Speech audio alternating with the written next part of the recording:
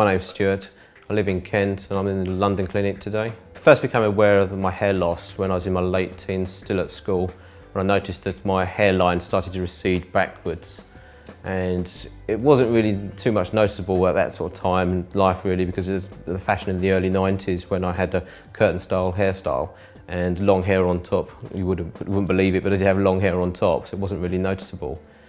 But then, after I left school, I got to the age of 21 when unfortunately I suffered quite a severe accident when 3 guys attacked myself.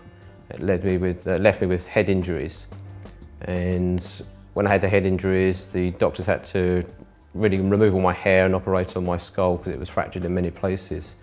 And following that event, when I came back to sort of normal standards of living, I was very much aware that my hair wasn't recovering in the same manner as what it was beforehand. So owing to that, by the time I was in my mid-20s, I decided to always keep my hair cut very short. So I've always been living my life with very short hair from now on. The loss of my hair, I'd noticed that was happening, but other sort of senior people in my family are similar circumstances to that.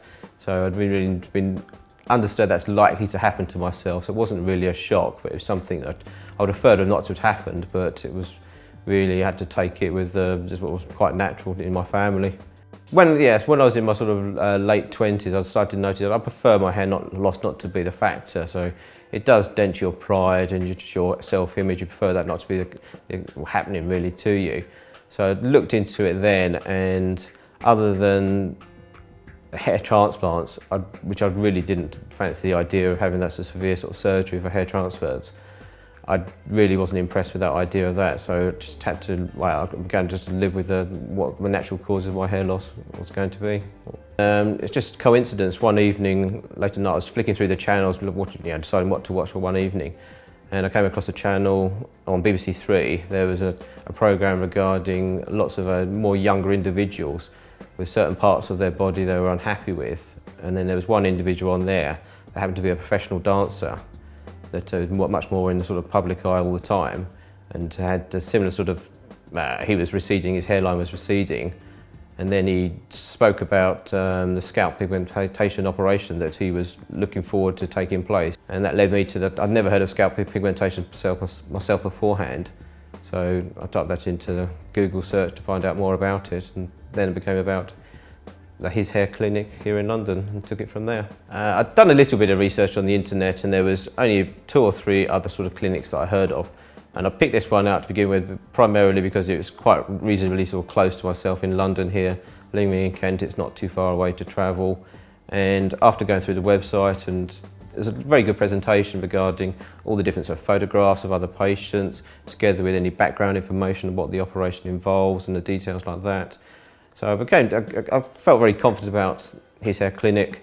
It's more or less really to get my hairline back so that I don't really have the shine of the baldness on top, so that it's going to be less apparent that I'm completely bald on top really. And I've still got high hopes to what it's going to look out like, but all in the end it's going to be now just keep my fingers crossed, have the actual operations, and then see what it delivers. Part of my head, when I had the operations on my head following the injuries, the doctors had to fully open my head to sort of work on mainly my skull and my brain for the matter.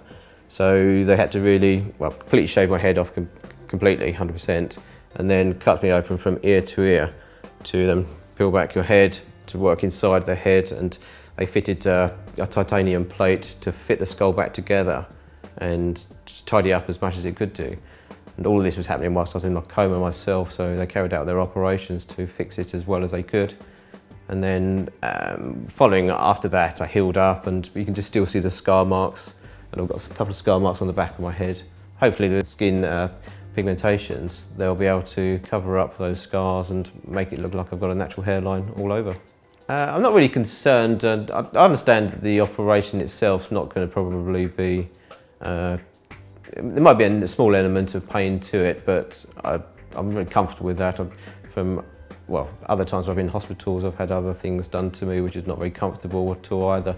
So I'm not really frightened about that. My only other it's just a inner sort of fear, it's just to wait and see what the outcome's going to be like. So it's just a little bit nervous, really, not fear, just nervous about what the end result's going to look like. I've got two main sessions and the third one finishing off. Keep my fingers crossed and hopefully it's all going to turn out and I'm going to be very impressed with that and then recommend it to all other people that I know and who notice the difference with myself and find out. I'll be very honest with them and find out if they ask me what's actually happened to you. I'll be very honest with them and I'll recommend they come to his hair clinic themselves to have the same treatment. Family and friends will notice and they'll ask me and I'm going to say to them it's not going to be a sudden sort of rebirth of my hair started to grow. I'll be quite clearly, I'll tell them the whole truth about, so I'd heard about this clinic itself and what they can do, the scalp pigmentation, and I've had those operations done and this is the result of it. Well, I'm now really looking forward to my first treatment, which is in 2 weeks' time, so that will be the start of the operations. That will be 2 weeks' time, then a week after that for the second treatment and third treatment at the end of February. So come the end of February, hopefully I'm going to be a very glad person going home with a new set of hair on my head.